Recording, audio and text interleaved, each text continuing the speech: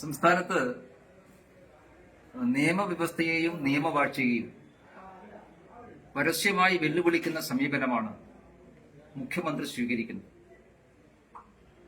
കഴിഞ്ഞ ദിവസങ്ങളിൽ CPM-ന്റെ MLA നടത്തിയ വെളിപ്പെടുത്തലിന്റെ അടിസ്ഥാനത്തിൽ അന്വേഷണ പ്രഹസനം പ്രഖ്യാപിക്കുക വഴി അദ്ദേഹം ഉന്നയിച്ചിട്ടുള്ള ഗുരുതരമായിട്ടുള്ള ആരോപണങ്ങളെ ഫലത്തിൽ തള്ളിക്കളയുകയാണ് മുഖ്യമന്ത്രി ചെയ്തിട്ടുള്ളത്. ഒരു ഭരണകക്ഷി MLA സംസ്ഥാനത്തെ ക്രമസമാധാന ചുമതലയുള്ള പോലീസ് ഉദ്യോഗസ്ഥനെതിരായിട്ട് ADGP-ക്കെതിരായി ഗുരുതരമായിട്ടുള്ള ആരോപണങ്ങളാണ് ഉന്നയിച്ചത്. അത് കേവലം ഒരു അഴിമതി ആരോപണം മാത്രമല്ല, അദ്ദേഹത്തിന്റെ വീട് നിർമ്മാണവുമായി ബന്ധപ്പെട്ടൊക്കെ ഉയർന്നു വന്നിട്ടുള്ള അഴിമതി ആരോപണം. പക്ഷെ അഴിമതി ആരോപണത്തെക്കാൾ അപ്പുറത്ത് ഗുരുതര സ്വഭാവമുള്ള മറ്റു ചില ആരോപണങ്ങൾ ഉന്നയിച്ചിട്ടുണ്ട്. ഒന്ന്, ADGP കേരളത്തിൽ ഒരു ക്രിമിനൽ സംഘത്തിന് നേതൃത്വം കൊടുക്കുന്ന വ്യക്തിയാണെന്നുള്ള ആരോപണം.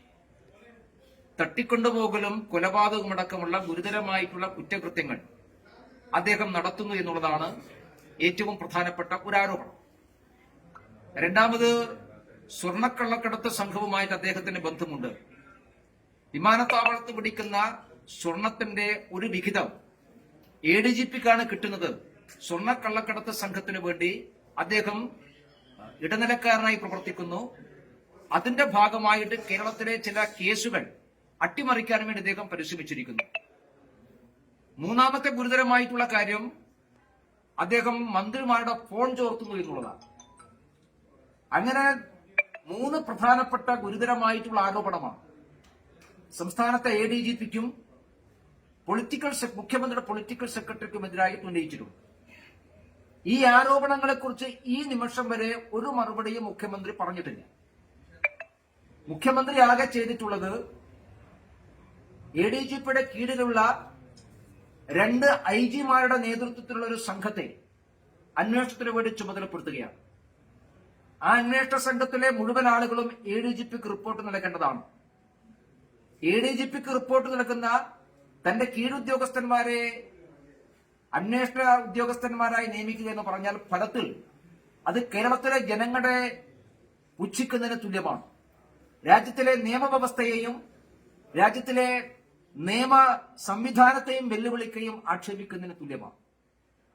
സാധാരണ ഇത്തരം കേസുകൾ ഉണ്ടാകുമ്പോൾ ആരോപണ വിധേയനായിട്ടുള്ള വ്യക്തിയെ മാറ്റി നിർത്തണം. പൊളിറ്റിക്കൽ സെക്രട്ടറിയെയും മാറ്റി നിർത്തിയിട്ടില്ല, ADGP-യെയും മാറ്റി നിർത്തിയിട്ടില്ല. പിന്നെ എന്തിനാണ് അന്വേഷണം? അങ്ങനെയാണെങ്കിൽ അന്വേഷണം വേണ്ടായി തീരുമാനിച്ചപ്പോൾ മുഖ്യമന്ത്രി.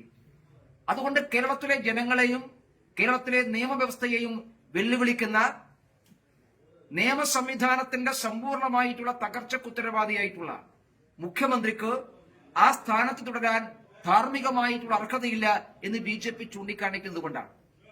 ഇതിൽ വലിയ അത്ഭുതമൊന്നുമില്ല. ഈ സംഭവം റിപ്പോർട്ട് ചെയ്തപ്പോൾ തന്നെ ഇതിങ്ങനെ വരുള്ളൂ എന്ന് എല്ലാവർക്കും അറിയാമായിരുന്നു. അതുകൊണ്ടാണ് BJP ആവർത്തിക്കുന്നത്, നിയമ സംവിധാനത്തെ വെല്ലുവിളിക്കുന്ന, നീതിന്യായ സംവിധാനത്തെ വെല്ലുവിളിക്കുന്ന, നിയമവാഴ്ചയെ അട്ടിമറിക്കുന്ന ഒരു മുഖ്യമന്ത്രി കേരളത്തിന് ഗുണകരമല്ല. അതുകൊണ്ട് അദ്ദേഹം രാജിവെക്കണം എന്ന ആവശ്യം മുമ്പോട്ട് വെക്കുന്നു.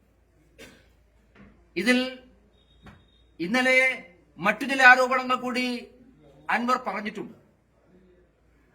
അതിൽ മലപ്പുറം ജില്ലയിലെ ചില സ്വർണ്ണക്കടകളുമായി ബന്ധപ്പെട്ടുകൊണ്ടുള്ള ആരോപണമാണ്. ചില സ്വർണ്ണക്കടകൾ കള്ളക്കടത്ത് സ്വർണം കടത്താനുള്ള കേന്ദ്രമാക്കി മാറ്റുന്നു എന്നുള്ളതാണ്. ചില കേന്ദ്രങ്ങളൊക്കെ ചില ആളുകളുടെ വ്യക്തികളുടെ പേരൊക്കെ പറഞ്ഞിട്ടുണ്ട്. അവിടെയൊന്നും ഈ നിമിഷം വരെ അന്വേഷണ ഏജൻസികൾ ആരും ചെന്നെത്തിയിട്ടില്ല. അവർക്കൊക്കെ തെളിവ് 24 മണിക്കൂർ കഴിഞ്ഞ് തെളിവ് നശിപ്പിക്കാനുള്ള ആവശ്യമായ സമയമായി. എന്തുകൊണ്ടാണ് ഈ കേസിൽ ഇത്തരം കാര്യങ്ങൾ അന്വേഷിക്കാൻ തയ്യാറാകാത്തത് എന്നുള്ള ചോദ്യം പ്രസക്തമാണ്.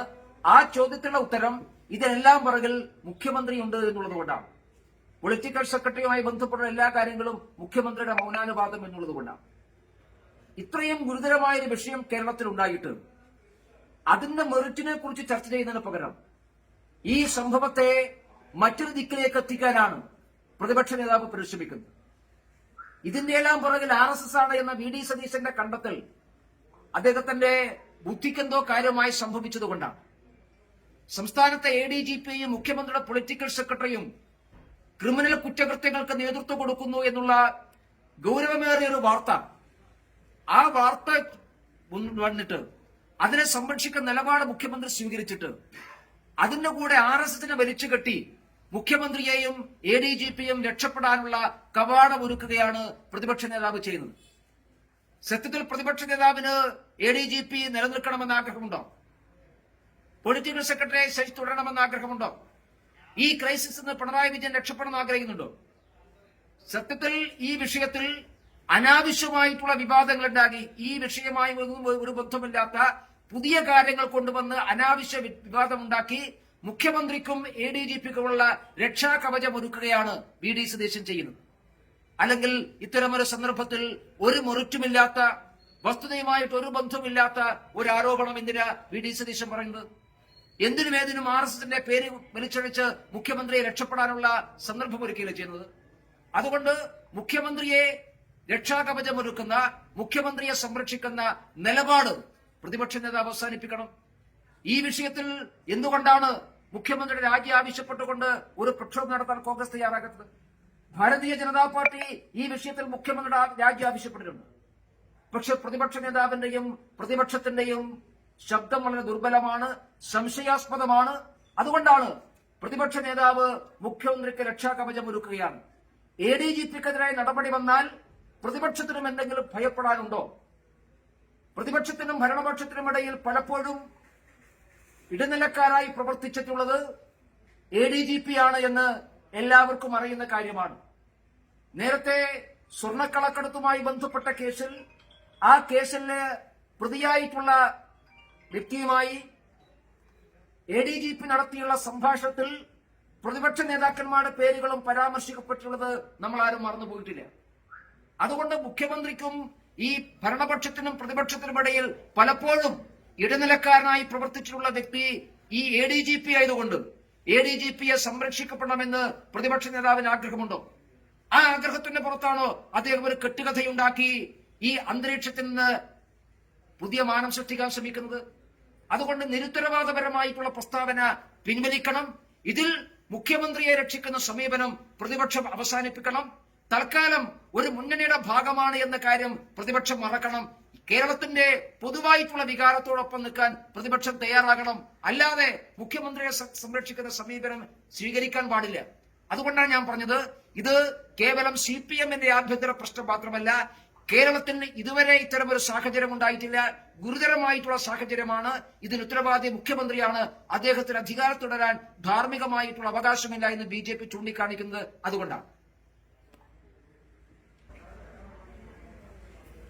ശരി.